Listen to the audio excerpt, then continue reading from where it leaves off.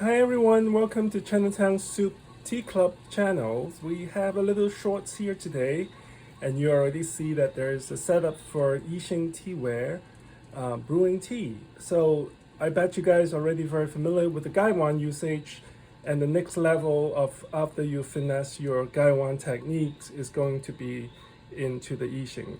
Yixing is a very special clay coming from Yixing, China, which is very near to Nanjing and right next to Taihu. As you can see, what I'm doing is heating the Yixing teapots. It's very important for that. I already preheated before, just because the weather's been changing. And when weather change, when it get too cold, you want to warm up your teapot first, because sometimes if you have a clay called Juni, and you hit with hot water on a cold day, you might crack it. So most important thing is to heat up all the vessels that you're using. As you can see that this little guy inside is already pretty cozy on that. So what you want to do again is to understand the volume of your teapot. I have three Kung Fu teacups in here, which is very traditional. And you can see they just filled up into that, the rim without tea inside.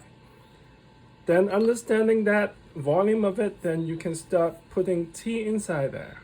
What you want to do is gently put the tea in. And it's not about how fast you can do it or how it's just really about the patience of it. So what usually do people is once you have it, you kind of let it sit into the bottom and you smell the tea inside these hot vessels. What you want to do also, if you're brewing a tea, I'm brewing a Puerh tea right now, which is a raw Puerh from 2001. What you want to do is kind of give it a time to kind of warm up itself, and it's kind of initiating that we're going to actually make the tea itself. So you want to rinse the tea. You can see the bubble coming up. You can use the lid to kind of strand that, and you can pour that out. And because there's tea inside now, it won't fill up the teacups as much as before, okay? So after that, you also want to smell it again to see where it is.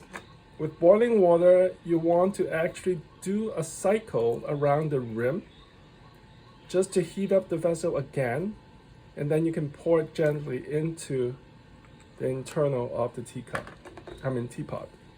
So once you do that, you can just pour over the rinse. That will help to build up the patina of the teapots. So this is a quick intro of it. There's a lot more into using a Yixing teapot. It's like your little pets, and you need to find what tea is good for. And that will be our next little quick shorts to introduce that for you. So you can see, I'm not using a fair cup here. I'm just using the teapot directly to the cups to make it even on that. You can see it from the color of the tea, and that will be your first brew.